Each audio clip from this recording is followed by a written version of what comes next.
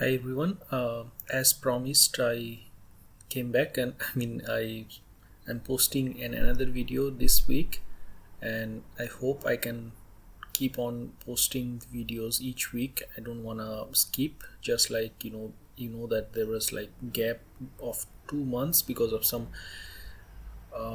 important work that I have to do, and then I've also got lazy also. So today we will be learning industrial design, and this is the lecture in the series of design and development lecture series. And so maybe this is not a topic of importance for directly of importance for academic researchers, but certainly for R&D specialists or engineers and managers in companies actually.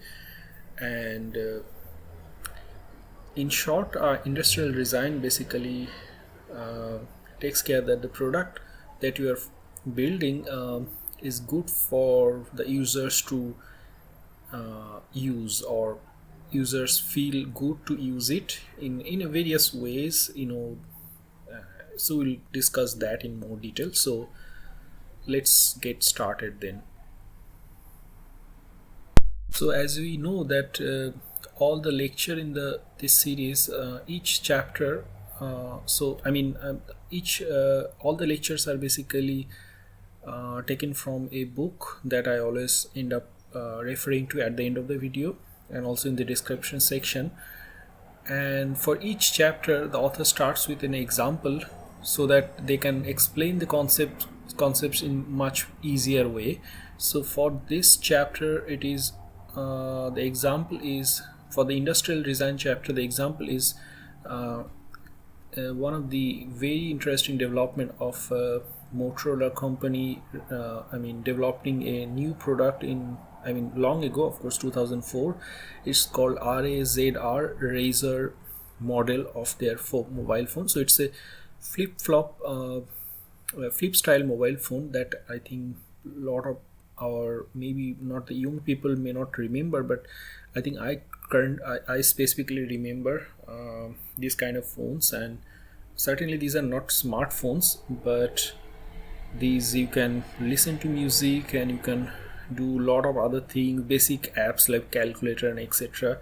I don't have, I don't remember I have Motorola phone, this kind of thing, but I remember a lot of my friends, or in my friend circle I saw a lot of people using that phone because that was the style, is like iPhone, if not iPhone, but I think certainly the stylish version of the phone in those era. I'm talking about 2000, when I was in college. So but anyway, so maybe I'll just read it from the text, and that would be good, I think, because the writing from the author is quite crisp. So in 2003, Motorola launched a product development effort to augment its very successful but aging line of flip style mobile telephones with an exciting new product. The Razer design emerged from a product vision to be thin to win. That means they want to make it thin, because I remember in those days also people, like even till 2010s, there are a lot of companies, mobile phone, smartphone companies, they are more focused into making the thinnest version of the phone, and that certainly has a good appeal for the people who like style, etc. So anyway, so that is true in those times also, in 2004 or prior to that. And they realized that, okay, so we want to build this kind of flip style phone, but then uh, we want to build it uh, much thinner, because previous version of the same like flip style phone are more weight, maybe there is more weight into it. And also it feels like, if you see search into the website, in the internet, you will see that most of those previous version of Motorola phone before Razer are actually looks like a calculator, something like that in the nowadays term. So how do we reach to that actually, to have that very thin, it's really something else. It's a great leap of faith. sorry, not leap of faith, but I think I would say very interesting advancement, because by if you think that that kind of a design, that kind of a is going to be a market success, then from a scientist and engineer point of view, to make it happen, you need to compress a lot of thing, and you need to into electronics and all this thing into a small portion, in a small area volume, and of course, and also you are introducing some different kind of material, maybe I don't know titanium is used, but I think titanium is very expensive, but certainly there is a different kind of material. So the Razer design emerged from a product vision to be thin to win, considerably thinner than other mobile telephones on the market and striking in its iconic new form. This design required a new architecture entirely distinct from existing product platforms. So we know that product platform is basically more of a generic know-how or generic resources that the company have. Depending on that, they can launch a new product, so that's why it's called platform products also. So we discussed that thing in some of the videos in the lecture series. Yeah. So surpassing Motorola's expectation, Razer sales reached millions of units within 1 year of launch. This success can be attributed to several factors. The first factor is small size and weight. With its slimmer form factor, the Razer was more pocketable than other mobile phone models. The Razer had a thickness of 14 mm and a weight of 95 gram, and making it the thinnest and one of the lightest mobile phone on the market at the time. Second is performance feature. Razer featured an integrated VGA camera, a large backlit keypad, and a large bright color display for new video and graphic applications. Instead of a headset jack, the Razer utilized Bluetooth networking for wireless headset accessories. Superior signal reception and transmission were achieved with a novel layout in which the phone's antenna was positioned below the keypad and away from the user's fingers, which can block weak signals. Okay, and so you can see that a lot of it's not just about how things looks outside, and how does it feel lightweight and all this thing, but it's also each form of technology inside. So I think you can say that mobile phone that we use, I think one of the various products that we all use nowadays, almost all people in the world use, is mobile is one of the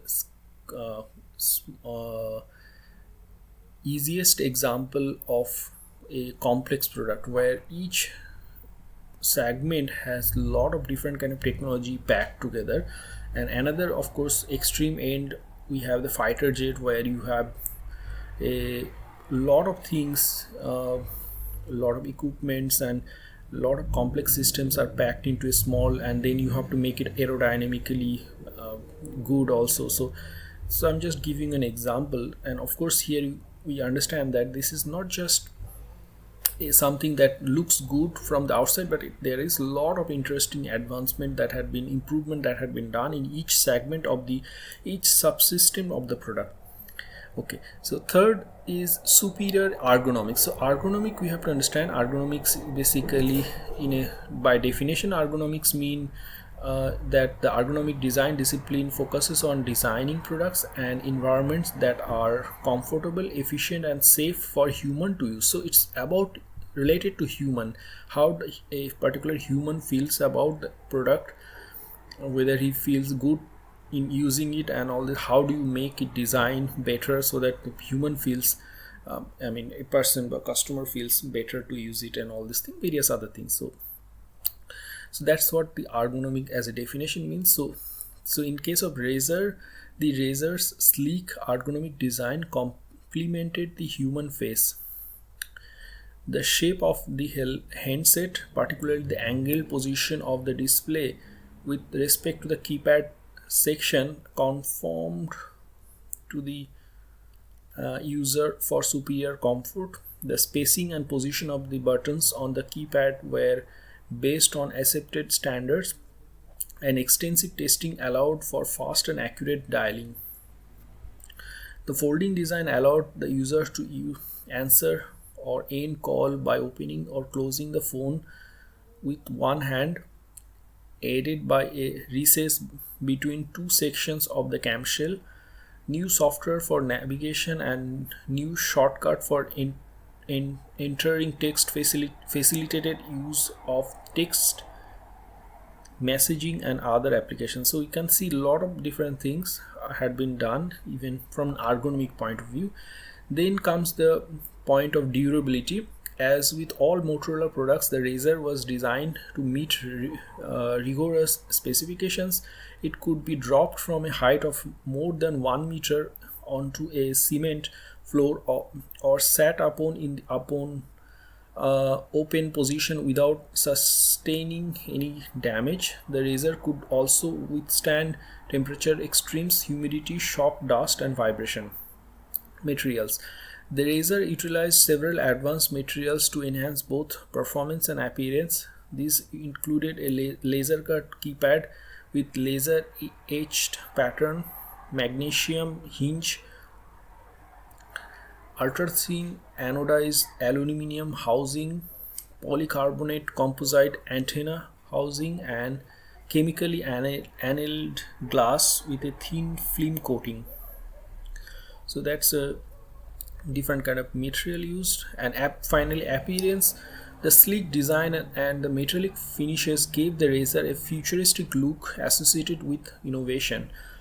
Because of its aesthetic appeal and highly recognizable appearance, the Razr quickly became somewhat of a status symbol for early adopters and created strong feelings of pride among owners. So you can see a lot of different features, a lot of new developments, improvements that lead to this success. Now you have to understand that the Razr development team included electrical, mechanical, material, software, and manufacturing engineers whose contributions were instrumental in developing the technologies and manufacturing processes that allowed the product to achieve its form factor, performance, and weight. However, without the contributions of industrial designers who defined the size, shape, and human factors, the Razr would never have taken its innovative ultra-thin form. The industrial designers are primarily responsible for aspects of a product that relate to users' experience, the product's aesthetic appeal, that means how it looks, sounds, feels, and even smells, and its functional interfaces, how it is used. Today, a product's core technology is generally not enough to ensure commercial success. The globalization of markets have resulted in the design and manufacture of a wide array of consumer products. Fierce competition makes it unlikely that a company will enjoy a sustainable competitive advantage through technology alone. So basically now this video will introduces the engineers and the managers to industrial design. So I remember in my institute where I have done my master's and PhD, so there was, so basically it's an engineering institute, and of course you have the Department of Basic Science and all this thing. But one of the engineering buildings is called industrial design, and when I was in masters, I always thought, what is industrial design? It really means, and it turns out that one of my friend in the hostel is from that department. But anyway, I always talked with him, but never asked what do you guys do. But now I realize that this is such an important part of the engineering, and I remember that he was very good at drawing, and I thought he is from arts discipline or some humanities, because he can draw a lot of interesting, his drawing skills are important. And you can see a lot of people from the outside, you can see they are they have the artistic appeal, like how they move, etc., etc. Anyway, so I'm going into wrong direction, but so now I know that industrial design basically means this. And uh, so for this particular chapter, or for this particular video, we would learn basically, first of all, the historical perspective of industrial design and working definition of industrial design.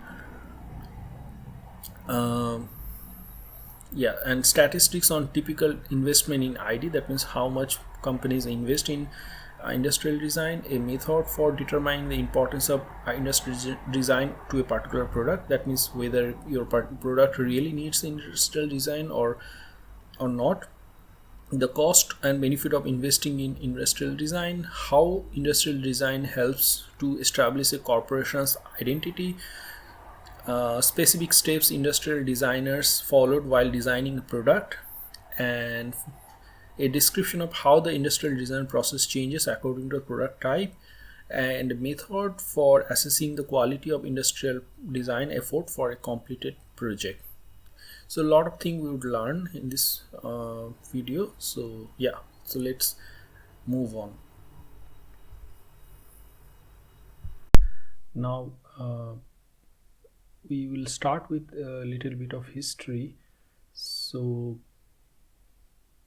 the birth of industrial design is often traced to Western Europe in early 90s, and several German companies, including AEG, a large electrical manufacturer, commissioned a multitude of craftspeople and architects to design various products for manufacture. Initially, these early European designers had little direct impact on industry. However, their work resulted in lasting theories that influenced and shaped what is today known as industrial design. Early European approaches to industrial design, such as Bauhaus movement, went beyond mere functionalism. They emphasized the importance of geometry, precision, simplicity, and economy in the design of the products. In short, early European designers believed that a product should be designed from the inside out. Form should follow function. Whereas in the United States, early concepts of industrial design were distinctively different. While early European industrial designers were architects and engineers, most industrial designers in America were actually theater designers and artist illustrators. Not surprisingly, industrial design in the United States was often at the service of sales and advertising, where a product's exterior was all important and its insides mattered little. Pioneers in US industrial design, including Walter Darwin, Norman Bell, and Raymond Loewy, emphasized streamlining in product design. This trend is best evidenced in US products from 1930s. From fountain pens to baby buggies, products were designed with non-functional aerodynamic shapes in an attempt to create product appeal. The auto industry provide another example. The shapes of European automobiles of 1950s were fairly simple and smooth, while US cars of the same era were decorated with such non-functional features such as tail fins and chrome teeth. So here in the figure you can see that what tail fin means, and you can see that there is no functional need of that, but it just to appeal from an aesthetic point of view and to make you feel that your car is like some butterfly or like not like a butterfly, sorry, it's like if you're moving fast, so it's like have that, it gives that it is very fast, give the sense that it is very fast car or something like that.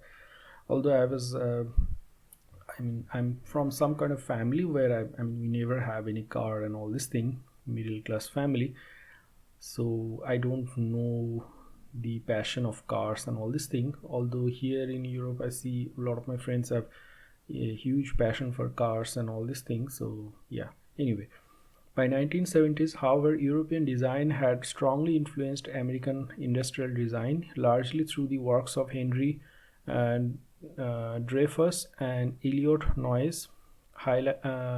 Heightened the competition in marketplace, forced companies to search for way to improve and differentiate their products. Increasingly, companies accept the notion that the role of industrial design needed to go beyond mere shape and appearance. Success stories such as Bell, Dairy, Ford, IBM, all of which effectively integrated industrial design into their product development process, helped further this thinking. By 2000, industrial design became widely practiced in United States by professionals in many diverse settings, ranging from small design consulting firms to in-house design offices within large manufacturing companies. Motorola's industrial designers comprised a department titled Consumer Experience Design. So nowadays there is a term called user experience, UX.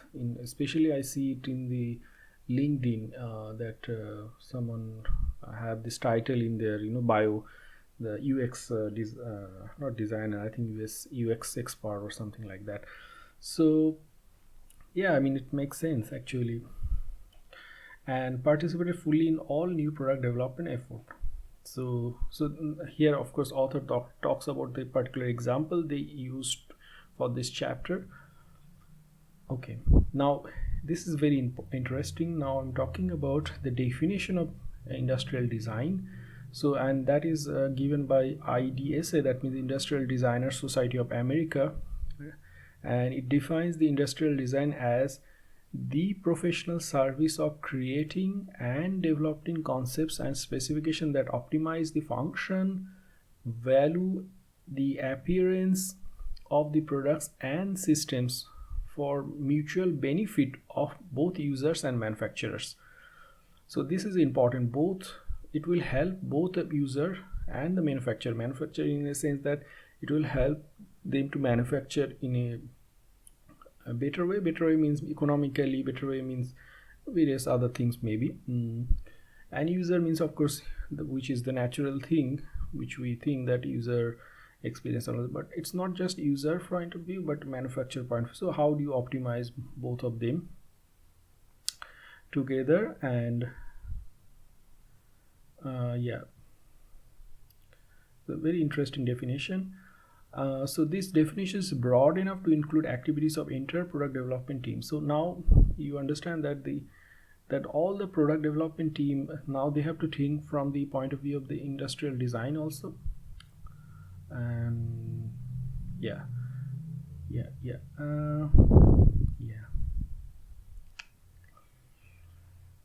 In fact, industrial designers focus their attention upon the form and the user interaction of the product. So Dreyfus, 1965, this is the paper or maybe some book that the author is referring. So in that book, the author lists 5 critical goals that industrial designers can help a team to achieve when developing new products. First is utility. The products' human interfaces should be safe, easy to use, and intuitive. Like if you are using a mobile phone and your keyboard should have some I'm talking about the Motorola mobile here, and so it has some it should feel intuitive, like the numbers must be something not very random maybe, or I believe that the numbers are placed in such a way that people find it useful to I'm not sure, but yeah, various other things like taking a call and etc, and ending a call. Each feature should be shaped so that it communicates its function to the user. So these are very abstract definition, but then or abstract way of saying things, but I think from an industrial designer's point of view, you would understand that they have to conceive this and they have to see through that. uh, I mean, make the decision that what specification or what concept in the product will reflect these features actually, and some sort of subjective point of view also comes into the picture. That's what I'm talking about. And the second goal of an industrial designer would be appearance. That means form, line. Yeah, so important is line. So the edges of the phone, that's also has great appeal actually. Of course you don't want that to be very sharp that it cuts your skin or something like that, but the smoothness, etc. Proportion, that means what is the height by width, the and various other thing, maybe the thickness also. The color are used to integrate the product into a pleasing whole. Third goal is ease of maintenance. Product must also be designed to communicate how they are to be maintained and repaired. So maybe this is yeah, I mean, of course any product will fall into this. Maybe the mobile is not working, you go to the shop and there is certain way they can do, so that you have to design such a certain way that the people or any technician can open certain compartments, certain subsystem, and they can replace certain thing certain way easily. Low cost, so that's also part of industrial. So you can see that the industrial design itself now, it has been broad, the definition is broad-ended, so everything is broad-ended. So yeah, so this gives me the understanding that nothing in this world is like, no skill is like a lives in the silos, like you know the skill and you think that everything can be done with that. No, you have to know different things to make some product. So that's my thinking here. So the low cost is here. Form and features have a large impact on tooling and production costs, so these must be considered jointly by the team.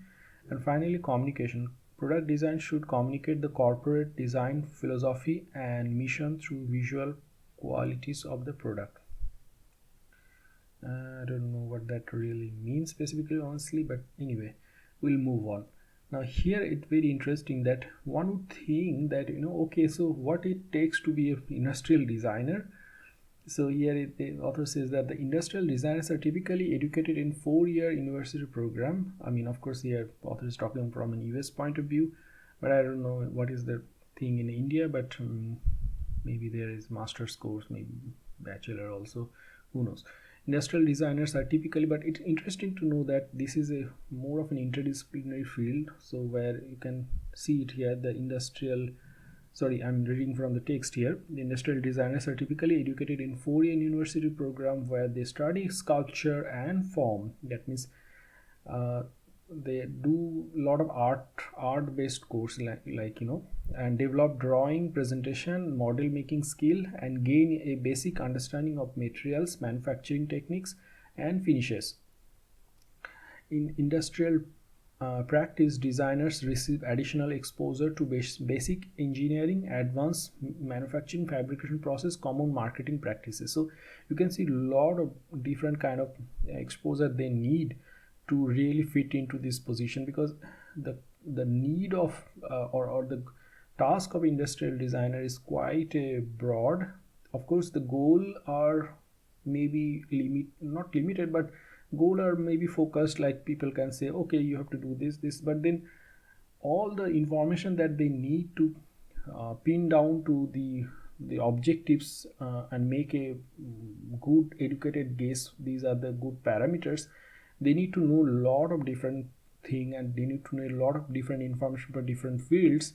So that's what they are talking about. Their ability to express idea visually can facilitate the process of concept development of other team. Industrial designers may create most of the concept sketches, models, and rendering used by the team throughout the development process, even though the idea came from entire team. So yeah, so the team may be a conventional electrical engineer or maybe mechanical engineers, or maybe scientists. Maybe they have certain thing, but then they give this idea, and the industrial designer will go and do maybe different type of sketches and try to feel the present in the meeting, something like that. Maybe that's the way it works. So yeah.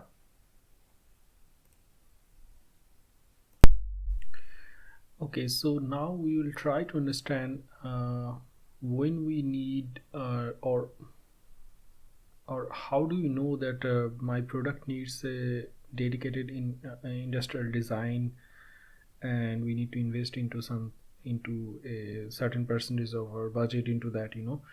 So to understand that, first author basically showing that the typical plot here of the expenditure of different kind of products across different industries, and plotted into two different parameter in x and y axis. In x axis you have the total expenditure on industrial design for that particular product, for the data point that I'm showing here, and in the y axis is the percentage of the budget that had been invested into the industrial design, because total budget can be different for different products. So very interesting um, plot here. And but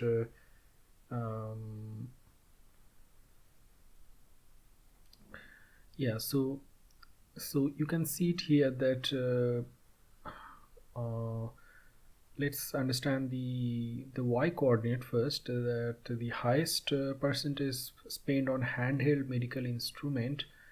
And it makes sense that certain product that you or the nurse or the medical professionals will be holding by their hand and try to maybe it can be the transducer of the ultrasonic machine, ultrasonic scan procedure, where the transducer, it's called transducer, through which the sounds are generated, and basically that you touch on the skin of the human body, I mean, who is needed to be scanned.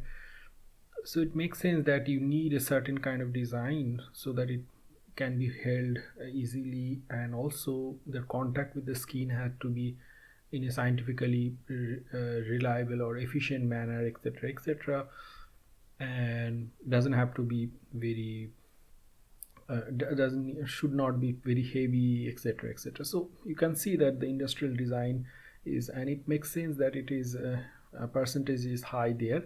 Now of course it also, I mean, we can say that it is a viable product where the industrial design or ID should be involved, but it doesn't tell the story that why it is so high in percentage in the y-axis. And that may be because the total cost of making any particular handle, I don't know exactly how the data is generated, but let's say the particular cost of it is not too much, and in that case you can spend, let's say here it's less than 30% is spent on industrial design. So again maybe it is a little bit confusing, because the author doesn't give that what is this expenditure is it like research, because it seems like industrial design is itself is a whole part of process that is throughout the product development process the industrial design team would be assisting to the main team, etc. So how do you calculate the expenditure? So that's a question from my side. I don't find it to be find the answer in the book. So anyway, um, but you can see different products, and you can certainly see even the medical imaging equipment, certain thing that I do research on. So that also needed to be they are also, of course, I think the medical any most of medical imaging equipments are very high cost equipments, very highly precise equipment. So yeah, so it makes sense that the percentage expenditure is high, not that high. Also 100,000. Oh yeah, it's in thousand. That means, oh yeah, that's a lot of money. Yeah, I think that makes anyway. But yeah, I think a lot of I saw a lot of PET scanner, MRI scanner. They, yeah. Anyway, so let's not indulge too much into it, but it gives a good idea that specifically you can see that automobile here also, that it takes a lot of money, but percentage is less in the y-axis. The y-axis amount is less for the automobile, and that makes sense because automobile itself is a cost thing, because various subsystem cost will go blow up there, and compared to that, of course, the total cost of ID is minimal actually. So uh, yeah, so it gives and certainly one last thing that you can see here, the industrial food processing equipment. This is something that it's not like some customer will be using. It's more like a employee who would be using the machine in the factory to generate, to produce the product. So you don't need a certain lot of ID into that actually, as long as you make it safe and efficient, that would be enough. And of course ID in a sense may be safe to use, etc., but certainly not, this should not be like too much cost, so yeah.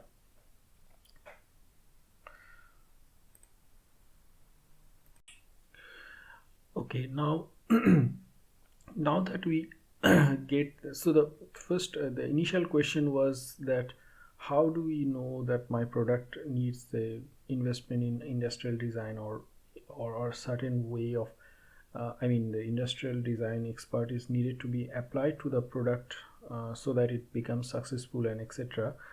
So how do you know that? And so to understand that, you we first see that some plot, and of course it was not too useful, not to be helpful, but it's okay. But we get the relative idea that depending on the different products, the cost can vary, and the percentage spent on that can also vary.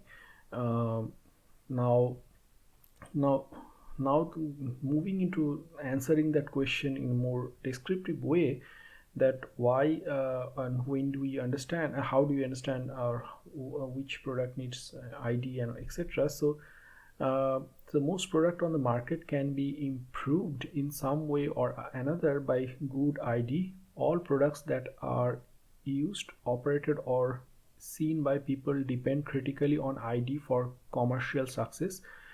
With this in mind, a convenient means for assessing the importance of ID to a particular product is to characterize importance along two dimensions, ergonomics and aesthetics.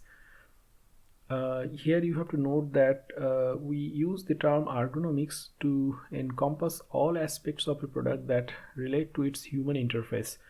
So, for example, any kind of medical imaging scanner will have a computer interface where you have to click on defined parameters and set the scan time, etc. And of course for a mobile phone, everything is like in human interface, like how do you touch it, how does it feel, the keyboard, the screen, even when you put in the pocket, how does it feel, so everything is ergonomics there. So yeah, so depending on the product, of course the ergonomics scale of ergonomics also are different. The now more important each dimension is to the product's success, the more dependent the product is on ID. Therefore, by answering a series of questions along each dimensions, we can qualitatively assess the importance of industrial design. Now let's come to ergonomic needs. So when we say ergonomic need, so we have to ask how important is the ease of use. That means the product we are talking about, how important is the ease of use for that product. That means ease of use may be extremely important both for frequently used products such as the office copier, and for infrequently used products such as fire extinguisher. Ease of use is more challenging if the product has multiple features and or modes of operation that may confuse or frustrate the user. When ease of use is an important criteria, industrial designers will need to ensure that the features of the product effectively communicate their function. So, and by the way, you have to understand that all these concepts of user, specifically industrial design, or certain part of the lot of aspect of industrial design comes into the picture because there is a competition in the market that you need to, even the human interface ergonomics. You may think that okay, so we'll provide a manual for for opening the etc etc and let them learn it actually, because but then you'll find that other company, they are making it more easy for the users to use the fire extinguisher. So you have to compete. So that's how the industry, at least one part of the industrial design, or sorry, lot of okay, so lot of different aspects of industrial design are basically ergonomics. And of course, I'm not saying that everything is ergonomic. If we remove the competition in the market, that then the industrial design concept doesn't hold. That is not also true, because a lot of so we'll discuss that later, maybe someday in different video. The second question is, how important is ease of maintenance? If the product needs to be serviced or repaired frequently, then ease of maintenance is crucial. For example, a user should be able to clear a paper jam in a printer or photocopier easily. Again, it is critical that the features of the product communicate maintenance repair procedure to the user. However, in many cases, a more desirable solution is to eliminate the need of maintenance entirely. Third question is, how many user interaction are required for the product's function? In general, the more interaction users have with the product, more the product will depend on ID. For example, a doorknob typically requires only one interaction, whereas a laptop computer may require a dozen or more, all of which the industrial designer must understand in depth. Furthermore, each interaction may require a different design approach and or additional research. Next question is, how novel are the user interaction needs? The user interface requiring incremental improvements to an existing design will be relatively straightforward to design, such as the buttons of a new desktop computer mouse. A more novel user interface may require substantial research and feasibility studies, such as the click wheel on the early Apple iPod music player. So I don't know what that is, but it seems like, of course, you need the research and feasibility studies for that. Now, next question is, what are the safety issues? All products have safety consideration. For some products, these can present significant challenge to the design team. For example, the safety concern in the design of a child's toy are much more prominent than those for a new computer mouse. So yeah, now these are the ergonomic point of view. You have to ask this question, and depending on that, you realize that okay, so we need industrial design approach, or need to have back of the mind, we have to have this industrial design approach to development of the product. Now, of course, the aesthetic needs also there. Aesthetic is basically something visually, how does it look, etc. So that is different from ergonomics, because so ergonomics is more about functionality and etc. But aesthetic is like, so first part of the aesthetic, first question one could ask is that, is visual product differentiation required? Products with stable markets and technology are highly dependent upon ID to create aesthetic appeal and hence visual differentiation. In contrast, products such as computers' internal disk drive, which is differentiated by its technological performance, is less dependent on ID.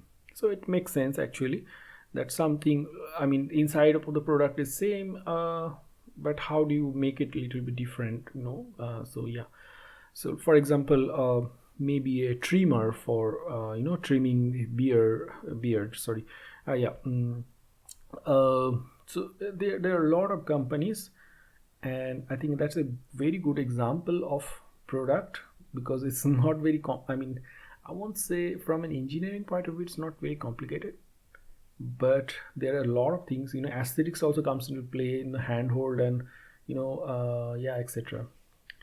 So, how important are pride of ownership, image, and fashion? A consumer's perception of a product is in part based upon its aesthetic appeal.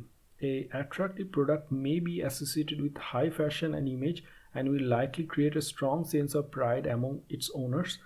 This may similarly be true for a product that looks and feels rugged and or conservative. When such characteristics are important, ID will play a critical role in determining the product's ultimate success. Next question is, will an aesthetic product motivate the team? A product that is aesthetically appealing can generate a sense of team pride among the design manufacturing staffs. Team pride helps motivate and unify everyone associated with the product. An early ID concept gives the team a concrete vision of the end result of the development effort. To demonstrate this method, we can use above. So we'll talk this in next slide. So in this slide we realize that ergonomics, how we understand the ergonomic needs. So we have to ask this question that I discussed, and the aesthetics maybe not, in some cases it is important, but not maybe too much like ergonomics. So yeah, so these are the two dimension upon which or using which you can understand or discuss with your team that this is how these are the things we need to keep in mind for our product development, etc. Now in the previous slide you might might feel that things are more theoretical here, so author had given here the example, take the help of the example and try to explain the same concept. So for the Razr model of Motorola, so when we see from the ergonomic point of view, first question is the ease of use, and certainly you want, if you're buying a mobile phone, so you should be not should, but you want the things to be used easily. You don't want like learning a manual for that, which key which does which and etc. Nobody released manual for mobile phone, I think. Very little number of people maybe. So certainly ease of use is one of the high important thing, and the explanation is like critical for mobile telephone because it may be used frequently, may be needed in emergency situations, and can be operated by motorist while driving. The product's function must be communicated through its design. Now ease of maintenance, that is not important. The importance is low because as many integrated electronics products, there is very little maintenance required. So if it get broken and something like that, the repairment is mostly very minimal actually, because it's more like sometimes when you go to the repairing shop for a mobile, so mostly it is more like, okay, so this screen is broken or screen is not working, so they will replace it. So it's not like in more of an integrated kind of or more of a large scale maintenance, something like that may happen for different products, like maybe I don't know, maybe an aeroplane that goes through different kind of maintenance, because it's a complex system and safety is very important. Third question under the ergonomics is quality of user interaction. That is again quite high of importance, and there are many important user interactions such as entering text, dialing and storing the numbers, sending and receiving calls, taking photos, internet access. So from that point of view, so you want to build the product so that it connects with the internet easily, and you can call it easily, and you can save things. So software had to be efficient, etc. And now nobility of user interaction. So the designs are, and that is also quite important, maybe not too high as like ease of use. So design solution associated with some of the customer interaction were straightforward, such as the numeric keypad, because there is a wealth of human factor data that dictate the basic dimension. However, I think they are talking about that that a lot of things are known how to design a keypad, what is good and etc. So it's not like they are proposing like the first time when the screen touch phone came. So certainly that goes through a lot of kind of industrial design maybe. However, their interfaces, such as the one-handed operations of such a thin phone, were quite different from earlier models and therefore required careful study. Yeah, so I think they are talking about some detail which I don't know about this product. Finally, safety, that is also not, I mean, that is certainly not important. I mean, of course, it's not like a something that can create problem, unless yeah. So there are a few safety issues for ID to consider for the Razr itself. However, because many customers use mobile telephone in automobiles, a line of Bluetooth wireless associated needed to be designed for safe, convenient, hand-free operation. Now, aesthetics. Now we will understand aesthetic, because in the previous slide maybe we were not easy to grasp what aesthetic here means. I mean, of course we understand that it has to be look good, but let's try to understand from subcategory like product differentiation point of view. And certainly this is very highly important. There are hundreds of models of mobile phones on the market. When the Razr was introduced, its appearance was essential for differentiation. So you wanna make it a different looking at first, because people will see it, I mean, if someone is, the first impression is always like, the fact that the all thing, I mean, all this effort is just to make the decision for the customer, that they want to make the customer make the decision that I want to buy this. Now before that they don't have the feeling of how to use it. Maybe they hear from their friends that oh, I'm using it, oh yeah, it looks good, etc, etc, but that's it. That's not everything. Every day it will happen. Sorry. So that is why product differentiation is important. Then pride of ownership, fashion or image. Razr so that is also high importance. The Razr was intended to be highly visible product used by people for business and personal communication in public areas. It had to be stunningly attractive in everyday use. So it makes sense, like a lot of people, especially the college kids and a lot of upper class people, they have a certain they want to maintain certain kind of standards in their social environment, like